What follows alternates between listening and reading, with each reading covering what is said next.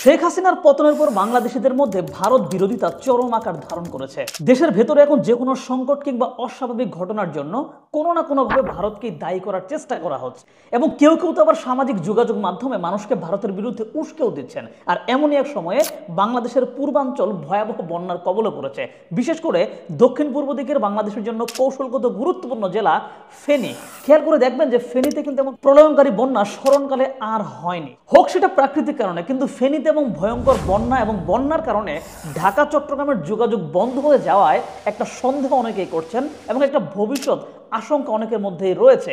আর তা হলো অদূর ভবিষ্যতে কি আমাদের চট্টগ্রামকে আলাদা করার কোনো ষড়যন্ত্র হতে পারে কিনা। কারণ ফেনীর মাধ্যমেই মূলত বাংলাদেশের বাকি অংশের সাথে চট্টগ্রামের সংযোগ স্থাপন হয়। ফেনীতে কিছু একটা হওয়া মানেই আমাদের দুইটা গুরুত্বপূর্ণ শহর ঢাকা এবং চট্টগ্রামের মধ্যে যোগাযোগ বিচ্ছিন্ন হয়ে পড়া। তো আজকের আলোচনায় মূলত কয়েকটা বিষয় কভার করব। প্রথমত, অতিমাত্রায় অতি উৎসাহীটাই ভারত বিরোধিতা কেন আমাদের জন্য খারাপ, ফেনী নিয়ে ষড়যন্ত্রের সাথে বর্তমান রাজনৈতিক বাস্তবতার মিল কোথায় এবং ভবিষ্যৎ নিরাপত্তার জন্য আমাদের কোন কোন বিশেষ দিকে গুরুত্ব দিতে হবে। তো কাগজে কলমে ভারত বাংলাদেশ দুই বন্ধুপ্রতিম দেশ, একে অপরের বৃহত্তম বাণিজ্যিক অংশীদার, দুই দেশের বৃহৎ স্থল সীমান্ত একে অপরের সাথে রয়েছে, যে কারণে খুব সহজেই কিন্তু প্রয়োজনীয় দ্রব্যাদি ভারত থেকে আমদানি করতে পারে বাংলাদেশ। কিন্তু গত 15 বছরে দুই দেশের মধ্যে কিছু অসম চুক্তি এবং বাংলাদেশের নির্বাচনবিহীন সরকারকে সর্বাত্মক সমর্থন দেওয়ায় মানুষের মাঝে চরম ভারত বিরোধিতা তৈরি হয়েছে। এই বিরোধিতা এমন এক পর্যায়ে গিয়ে ঠেকেছে যে সরকার বিরোধী জনমতের ক্ষেত্রেও এই ভারত বিরোধিতা ঠাঁই পেয়েছিল। কিন্তু আগের সেই সরকার এখন আর নেই এবং এই সুযোগে মানুষ তাদের ভারত বিরোধিতার সবটাই ঢেলে দিচ্ছে। ভারত চাইলেই কিন্তু মানুষের ভেতরের এই ঘৃণাটা কমাতে পারত। জাস্ট নতুন সরকারকে দ্রুত সমর্থন দেওয়া এবং বিপ্লবী ছাত্র জনতাকে অভিনন্দন জানিয়ে তাদেরকে সহায়তার কথা অফিসিয়ালি বললেই মানুষের মাঝে ভারত বিরোধিতার চিত্রটা চেঞ্জ হয়ে যেত। কিন্তু এর বিপরীতে গিয়ে ভারতের মেইন স্ট্রিম মিডিয়া থেকে শুরু করে রাজনীতিবিদরাও বাংলাদেশের বিপ্লবকে ভিন্নভাবে ব্যাখ্যা করেছে। সংখ্যালঘুদের উপর হামলার বিষয়টাকে সবকিছুর উপরে তুলে এনে চলমান আন্দোলনটাকে প্রশ্নবিদ্ধ করার চেষ্টা করেছে, যে বিষয়গুলো মানুষের মধ্যে ভারত বিরোধিতা চরম পর্যায়ে নিয়ে গিয়েছে। এবং শেখ হাসিনার পতনের সাথে সাথেই অতি উৎসাহে মানুষজন সেভেন সিস্টার্স নিয়ে ম্যাপ আঁকা শুরু করে দিয়েছে, বাবরকে নিয়ে মাতামাতি শুরু করেছে। অতি উৎসাহী কেউ কেউ আবার ভারতের সাথে যুদ্ধও প্রত্যাশা করে বসে আছে। এই বিষয়গুলো যদি বাংলাদেশের সরকারকেও প্রভাবিত করে ফেলে, তবে সেইটা কিন্তু ভারতের নিরাপত্তার জন্য হুমকি তৈরি করবে। ভারতের মূল ভূখণ্ড থেকে বিচ্ছিন্ন 7টি রাজ্যের অবস্থান বাংলাদেশের সাথে লাগোয়া, যাদেরকে একত্রে সেভেন সিস্টার্স বলা হয়। এই 7টি রাজ্যের আশেপাশে আছে চীনের অবস্থান এবং ভারতের মূল ভূখণ্ড থেকে যাওয়ার একমাত্র পথ হচ্ছে বাংলাদেশের পঞ্চগড় এবং নেপালের মাঝামাঝি মাত্র 22 কিলোমিটার প্রশস্ত এই করিডোর, যেটাকে শিলিগুড়ি করিডোর বা চিকেন নেক বলা হয়। ভারতের এই প্রান্ত থেকে ওই প্রান্তে যেতে অনেক সময় লেগে যায়। সেই সাথে 7টি রাজ্য যেহেতু পাহাড়ি, তাই এখানকার যোগাযোগ ব্যবস্থাও স্মুথ না এবং এসব রাজ্যের অনেক জায়গাতেই কিন্তু অনেক বিচ্ছিন্নতাবাদীরা বাস করে এবং তারা ভারত থেকে আলাদা হতে চায়। যদি কখনো এইসব রাজ্যে কেউ স্বাধীনতা ঘোষণা করে দেয়, তবে ভারতের অতিরিক্ত সেনা আনতে আনতেই সময় লেগে যাবে। সেক্ষেত্রে এসব সামাল দিতে বাংলাদেশের হেল্প তাদের দরকার। সেই সাথে চিকেন নেক বা শিলিগুড়ি করিডোরকে নিরাপদ এবং স্থিতিশীল রাখতেও বাংলাদেশের হেল্প দরকার ভারতের। যদি বাংলাদেশ এই দুইটা জায়গায় ভারতকে বিপদে ফেলতে চায়, তবে ভারত অস্থিতিশীল হয়ে পড়বে এবং সার্বভৌমত্বের সংকটের মধ্যে পড়ে যাবে। 2004 সালে তৎকালীন বিএনপি সরকারের স্বরাষ্ট্র প্রতিমন্ত্রী লুৎফুজ্জামান বাবর চীন থেকে 10 ট্রাক ভর্তি অস্ত্র এনে সেভেন সিস্টার্সের বিচ্ছিন্নতাবাদীদেরকে দিতে চেয়েছিলেন, যা ভারতকে বেশ চাপে ফেলতে পারত। আর এতদিন পর এই ব্যাপারগুলো নিয়ে বাংলাদেশের মাতামাতি এবং বাংলাদেশের এই প্রজন্মের মধ্যে চরম ভারত বিরোধিতা হয়তো ভারতকে নতুন করে এসব ভাবাচ্ছে। এই ভাবনাগুলোর সাথে যদি আমরা তাদের এম্বাসি ঘেরাও করি, তাহলে ভারতের সাথে আমাদের সম্পর্কটা হয়ে যাবে শত্রুতার পর্যায়ে। এবং এই শত্রুতার সম্পর্কটা আসলে আমাদের জন্য কি নিয়ে আসবে? দেখেন, আন্তর্জাতিক রাজনীতিতে একটা প্রচলিত কথা হচ্ছে, আপনি আপনার এলাকায় হয়তো চেঞ্জ করতে পারবেন, কিন্তু প্রতিবেশীকে কখনো চেঞ্জ করা যায় না। এবং দেশের স্থিতিশীলতার জন্য প্রতিবেশীর সাথে সম্পর্ক ভালো রাখাটা অত্যন্ত জরুরি। আমাদের অনেক কিছু আমদানি করতে হয় ভারত থেকে, এইটা না হয় আপনি অন্য দেশ থেকে আমদানি করতে পারবেন, যদিও এতে খরচ কিছুটা বেশি পড়বে, সেটাও মানিয়ে নেওয়া যাবে। কিন্তু দেশের স্থিতিশীলতাও কিন্তু প্রতিবেশী দেশের উপর অনেকটা নির্ভর করে। ভারতের অখণ্ডতার জন্য যেমন সেভেন সিস্টার্স গুরুত্বপূর্ণ, আমাদেরও কিন্তু একটা অঞ্চল রয়েছে যেটা পার্বত্য চট্টগ্রাম।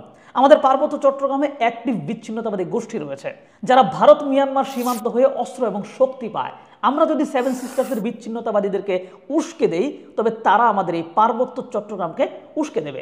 পাহাড়ি এবং বাঙালিদের মধ্যে লড়াই লেগে যাবে। এবং আরেকটা ভয়ের খবর হচ্ছে, ভারতের জন্য চিকেন নেক যেমন গুরুত্বপূর্ণ এবং ভয়ের, তেমন আমাদের চট্টগ্রামকে ঢাকার সাথে কানেক্টেড রাখতে ফেনী জেলাও গুরুত্বপূর্ণ। যদিও ফেনীর সাথে লাগানো সমুদ্র অঞ্চলটা আবার আমাদের নিজস্ব, তাই চিকেন নেকের মতো এইটা এতটা সেন্সিটিভ না। তারপরেও প্রতি বছর বর্ষাকালে যেহেতু ত্রিপুরা, মণিপুর কিংবা মেঘালয়ের দিকে প্রচণ্ড বৃষ্টি হয়, সেখানকার নদীগুলোর মধ্যে যদি আন্তঃসংযোগ স্থাপন করা যায় এবং সকল নদীর পানি যদি ফেনীর উপর দিয়ে বের করা হয়, তবে প্রাকৃতিক বন্যার সাথে মানবসৃষ্ট বন্যা ফেনীকে ভাসিয়ে নেবে। এবং সেই বন্যার মাধ্যমে 1-2 মাস কিন্তু চট্টগ্রামকে ঢাকা থেকে বিচ্ছিন্ন রাখা সম্ভব। এবং বিচ্ছিন্ন রাখার এই সময়টাতে যদি পার্বত্য চট্টগ্রামের বিচ্ছিন্নতাবাদীরা ঝামেলা শুরু করে, তবে তার ঠেকানো কিন্তু আমাদের জন্য অনেকটাই কঠিন হয়ে যাবে।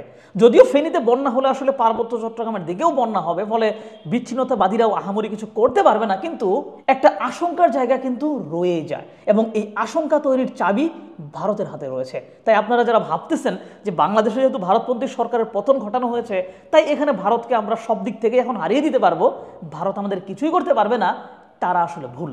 সত্যি কথা হচ্ছে, সামরিকভাবে বলেন বা যেভাবেই বলেন না কেন, ভারত আমাদের চেয়ে অনেক শক্তিশালী। আমরা ভারতের ভেতরে অস্থিতিশীলতা তৈরি করার চেষ্টা করলে ভারতে কিন্তু ছেড়ে কথা বলবে না। আর এই জন্য আমাদের কার্যক্রমের মধ্যে ভারতের সাথে শত্রুতার সম্পর্ক করা যাবে না। প্রতিবেশী দেশের সাথে শত্রুতার সম্পর্ক কখনোই ভালো কিছু বয়ে আনে না। তবে হ্যাঁ, এই মুহূর্তে ভারতের প্রতি মানুষের যে বিতৃষ্ণা, এইটা মূলত গত 10-15 বছরে বাংলাদেশকে নিয়ে ভারতের নানা নীতি এবং অসম চুক্তির কারণে, যেটা মূলত ভারত নিতে পেরেছে হাসিনা সরকারের কারণে। সো বাংলাদেশকে নিয়ে ভারতের দৃষ্টিভঙ্গির জন্য দোষ যতটা না ভারতের, তার চেয়ে বেশি হচ্ছে আমাদের সাবেক সরকারের। তো ভারতের এই চিন্তাধারার মধ্যে চেঞ্জ আনাটা জরুরি। আবার এই যে ফেনীর কৌশলগত গুরুত্বের কথাটা বললাম, এইটা আসলে বর্তমান রাজনৈতিক বাস্তবতায় কতটা যৌক্তিক। দেখেন, বর্তমান অন্তর্বর্তীকালীন সরকারে যারা আছেন তাদের বেশিরভাগই আমেরিকাপন্থী, এবং বিভিন্ন মিডিয়া মারফত জানা যাচ্ছে এই সরকারের উপর আমেরিকার প্রভাব থাকবে। এবং আমেরিকা এই অঞ্চলের 2 উঠতি শক্তি ভারত এবং চীনের উপরে নজরদারি করার জন্যই বাংলাদেশে প্রভাব রাখতে চাইবে, যে ব্যাপারটা চীন এবং ভারত দুজনেই নেতিবাচকভাবে নেবে। এবং একটা সম্ভাবনা আছে 2 দেশই বাংলাদেশের উপর প্রতিশোধ পরায়ণ হতে পারে।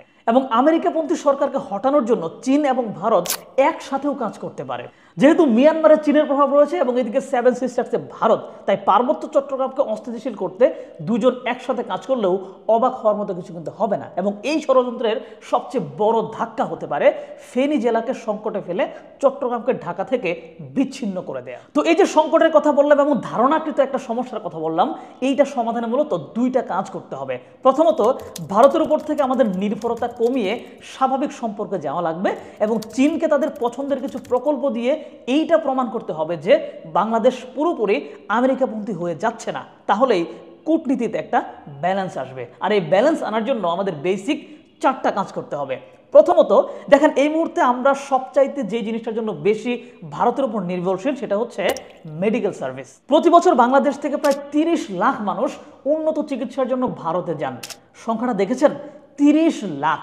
আশেপাশে অন্য দেশগুলোর তুলনায় তা 4-5 কিংবা 10 গুণ বেশি। কিন্তু জানলে অবাক হবেন, বাংলাদেশের মেডিকেল শিক্ষা কিন্তু ভারতীয় মানেরই। খোদ ভারত থেকেই প্রতি বছর প্রায় 2 থেকে 3 হাজার শিক্ষার্থী বাংলাদেশের ডাক্তারি পড়তে আসে, কিন্তু আমাদের দেশের চিকিৎসা সেবা ওই মানের হয়ে ওঠেনি।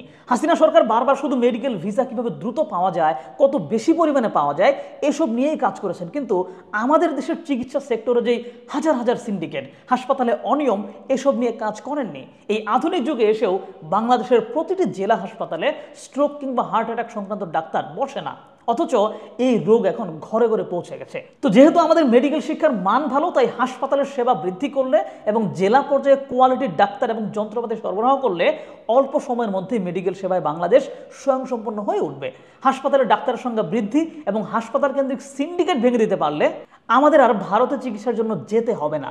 বছরে প্রায় 30 লাখের সংখ্যাটা তখন 3 ভাগের 1 ভাগে নেমে আসবে। কিন্তু গত 15 বছরে কিন্তু এইটা দিন যত গড়িয়েছে সংখ্যাটা তত বেড়েছে। দ্বিতীয়ত, আমাদের নিত্য প্রয়োজনীয় তেল, মশলা ইত্যাদি সামগ্রী আমরা ভারত থেকে আমদানি করি।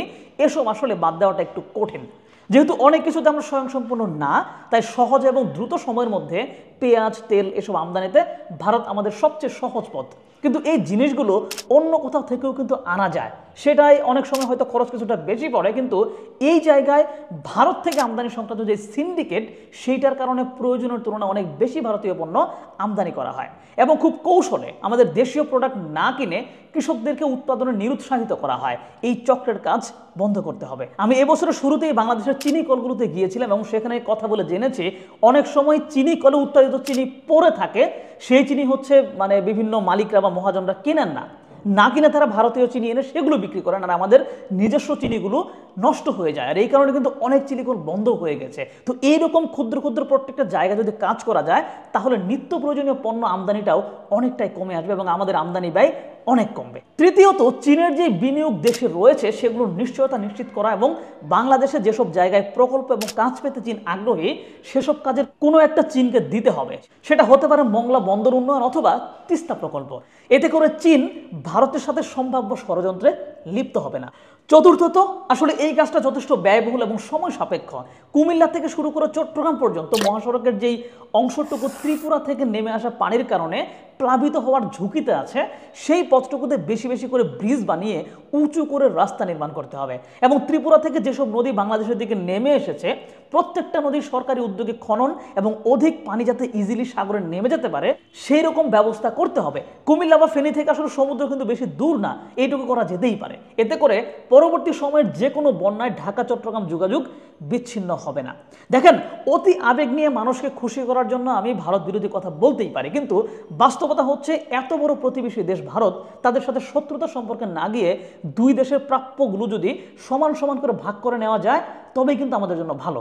এবং এই সমান সমান সম্পর্কে যাওয়ার জন্য আমাদের নিজেদেরকে ভারত নির্ভরতা কমাতে হবে, যেটা হুট করেই সম্ভব নয়। আর ভারতেরও উচিত কেন বাংলাদেশের মানুষ এত ভারত বিরোধী হয়ে যাচ্ছে সেইটার মূল কারণ খুঁজে বের করে সেটাই কাজ করা। প্রতিবেশী দেশ হিসেবে সম্পর্ক স্বাভাবিক থাকাটা দুই দেশের জন্যই কিন্তু মঙ্গলজনক। সুবিধা বিনিময় করে দুই দেশই লাভবান হতে পারে। যেমন বাংলাদেশ ভারতকে ভূমি ব্যবহারের অনুমতি দেবে যাতে ভারত সহজেই সেভেন সিস্টার্সে যেতে পারে, আর বিনিময়ে ভারতও বাংলাদেশকে ট্রানজিট দেবে যাতে আমরা সহজেই নেপাল এবং ভুটানে যেতে পারি। এরকম সমান সমান সম্পর্ক প্রত্যাশা করছি, শত্রুতা নয়।